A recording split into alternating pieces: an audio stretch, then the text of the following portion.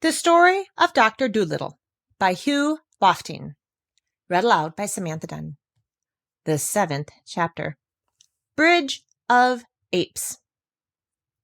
Queen Ermintrude had never in her life seen her husband so terrible as he got that night. He gnashed his teeth with rage. He called everybody a fool. He threw his toothbrush at the palace cat.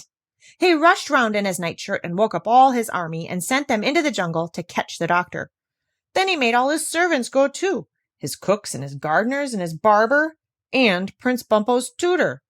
Even the queen, who was tired from dancing in a pair of tight shoes, was packed off to help the soldiers in their search.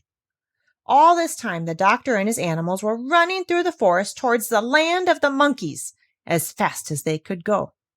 Gub-Gub, with his short legs, soon got tired, and the doctor had to carry him, which made it pretty hard when they had the trunk and the handbag with them as well. The king of the Jolinginki thought it would be easy for his army to find them because the doctor was in a strange land and would not know his way. But he was wrong, because the monkey, Chi-Chi, knew all the paths through the jungle, better even than the king's men did. And he led the doctor and his pets to the very thickest part of the forest, a place where no man had ever been before, and hid them all in a big hollow tree between high rocks. "We had better wait here," said Chi-Chi, "till the soldiers have gone back to bed. Then we can go on into the land of the monkeys." So there they stayed the whole night through.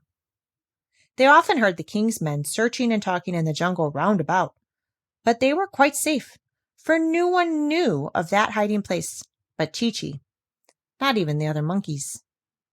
At last, when daylight began to come through the thick leaves overhead, they heard Queen Ermintrude saying in a very tired voice that it was of no use looking any more, that they might as well go back and get some sleep. As soon as the soldiers had all gone home, Chi-Chi brought the doctor and his animals out of the hiding place, and they set off for the land of the monkeys. It was a long, long way, and they often got very tired, especially Gub-Gub. But when he cried, they gave him milk out of the coconuts, which he was very fond of. They always had plenty to eat and drink, because Chi-Chi and Polynesia knew all the different kinds of fruits and vegetables that grew in the jungle, and where to find them, like dates and figs and groundnuts and ginger and yams. They used to make their lemonade out of the juice of wild oranges, sweetened with honey which they got from the bees' nests in hollow trees. No matter what it was they asked for, Chi-Chi and Polynesia always seemed to be able to get it for them, or something like it. They even got the doctor some tobacco one day, when he had finished what he had brought with him and wanted to smoke. At night, they slept in tents made of palm leaves on thick, soft beds of dried grass, and after a while they got used to walking such a lot and did not get so tired, and enjoyed the life of travel very much. But they were always glad when the night came, and they stopped for their resting time. Then the doctor used to make a little fire of sticks, and after they had had their supper, they would sit round it in a ring, listening to Polynesia singing songs about the sea, or to Chi-Chi telling stories of the jungle. And many of the tales that Chi-Chi told them were very interesting, because although the monkeys had no history books of their own before Dr. Dolittle came to write them for them, they remember everything that happens by telling stories to their children. And Chi-Chi spoke of many things his grandmother had told him, tales of long, long, long ago, before Noah and the flood, of the days when men dressed in bearskins and lived in holes in the rock and ate their mutton raw because they did not know what cooking was, having never seen a fire. And he told them of the great mammoths and lizards, as long as a train, that wandered over the mountains in these times, nibbling from the treetops. And often they got so interested listening that when he had finished, they found their fire had gone right out, and they had to scurry around to get more sticks and build a new one. Now, when the king's army had gone back and told the king that they couldn't find the doctor, the king sent them out again and told them they must stay in the jungle till they caught him.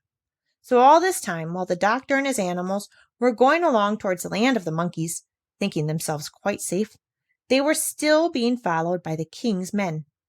If Chi-Chi had known this, he would have most likely have hidden them again. But he didn't know it. One day, Chi-Chi climbed up a high rock and looked out over the tree tops. And when he came down, he said they were now quite close to the land of the monkeys and would soon be there. And that same evening, sure enough, they saw Chi-Chi's cousin and a lot of other monkeys who had not yet got sick, sitting in the trees by the edge of the swamp, looking and waiting for them. And when they saw the famous doctor really come, these monkeys made a tremendous noise, cheering and waving leaves and swinging out of the branches to greet him. They wanted to carry his bag and his trunk and everything he had, and one of the bigger ones even carried Gub-Gub, who had got tired again.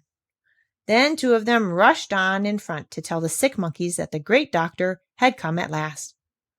But the king's men, who were still following, had heard the noise of the monkeys cheering, and they knew at last where the doctor was, and hastened on to catch him. The big monkey carrying Gub-Gub was coming along behind slowly, and he saw the captain of the army sneaking through the trees. So he hurried after the doctor and told him to run. Then they all ran harder than they had ever run in their lives. And the king's men, coming after them, began to run too. And the captain ran hardest of all. Then the doctor tripped over his medicine bag and fell down in the mud, and the captain thought he would surely catch him this time. But the captain had very long ears, though his hair was very short, and as he sprang forward to take hold of the doctor, one of his ears caught fast in a tree, and the rest of the army had to stop and help him.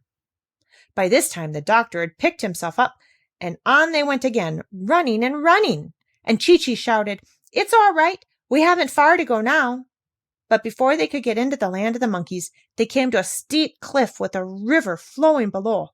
This was the end of the kingdom of Jolliginki, and the land of the monkeys was on the other side, across the river. And Jip the dog looked down over the edge of the steep, steep cliff and said, "Golly, how are we ever going to get across?" "Oh dear," said Gub-Gub, "the king's men are quite close now. Look at them. I am afraid we are going to be taken back to prison again." And he began to weep.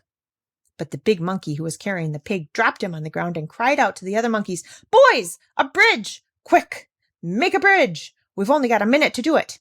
They've got the captain loose and he's running on like a deer. Get lively! A bridge! A bridge!"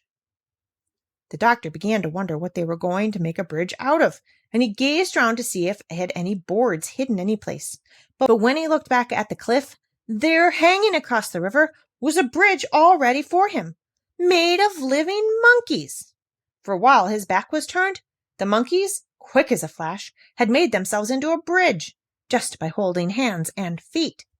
And the big one shouted to the doctor, walk over, all of you! Hurry!" Gub-Gub was a bit scared, walking on such a narrow bridge at that dizzy height above the river. But he got over all right, and so did all of them. John Dolittle was the last to cross, and just as he was getting to the other side, the king's men came rushing up to the edge of the cliff. Then they shook their fists and yelled with rage, for they saw they were too late. The doctor and all his animals were safe in the land of the monkeys, and the bridge was pulled across to the other side. Then Chi-Chi turned to the doctor and said, "Many great explorers and gray-bearded naturalists have lain long weeks hidden in the jungle waiting to see the monkeys do that trick. We never let a white man get a glimpse of it before. You are the first to see the famous Bridge of Apes." And the doctor felt very pleased.